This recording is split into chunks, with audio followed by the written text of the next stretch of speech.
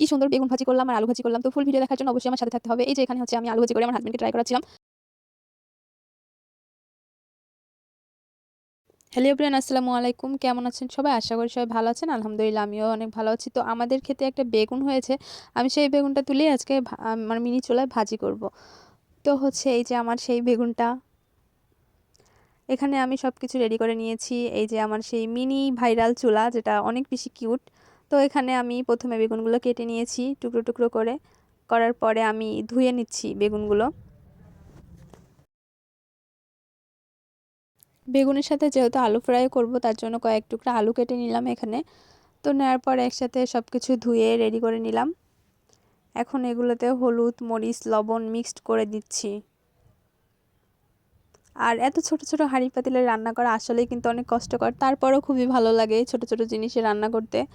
আর বিশেষ করে আমি তো অরিজিনাল আগুন দিয়ে মানে রান্না করি। অনেকে দেখছি যে মিনি চুলায় আপনার মোমবাতি দিয়ে তারপর হচ্ছে ওরা রান্নাটা করে, বাট আমি সরাসরি একদমই চুলার মধ্যে মানে আগুন ধরিয়ে দিয়েছি। তো এখানে আমি একটা একটা করে বেগুন দিয়ে দিচ্ছিলাম। কত সুন্দর আমার চুলাটা জ্বলতেছে দেখেন।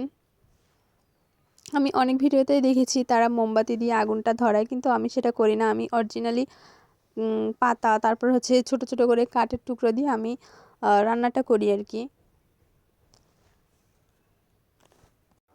আমার মতো যারা আজাইরা আছেন, কোনো কাজ নাই, আকাইম্মা আর কি, বাদাইম্মা আকাইম্মা, তারা কিন্তু এই কাজগুলো করতে পারেন। আমার কিন্তু অনেক বেশ ভালোই লাগে। এই যে দেখেন আমার বেগুন ফ্রাইটা কিন্তু হয়ে গেছে। এখন আমি এক এক করে উঠিয়ে নিলাম। আর হ্যাঁ, আমার কড়াইটা দেখে কিন্তু একদমই ভয় পাবেন না প্লিজ। এই কড়াইটাতে রান্না করতে করতে এমন কালি পড়ছে যে এই কালি আমি উঠাতেই পারি না। আর সেই দিনে তো একটা দুর্ঘটনা ঘটে গেল, কড়াইয়ের উপরে আগুন ধরে গেছিলো তেলের সাথে।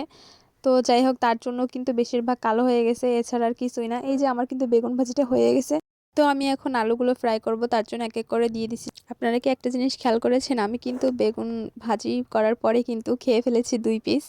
কি বলবো, আমার আর তর সই ছিল না, যার কারণে আমি খেয়ে ফেলেছি। তো এই তো আমার কিন্তু আলু ফ্রাইটাও হয়ে গেছে, দেখেন কত সুন্দর লাগছে।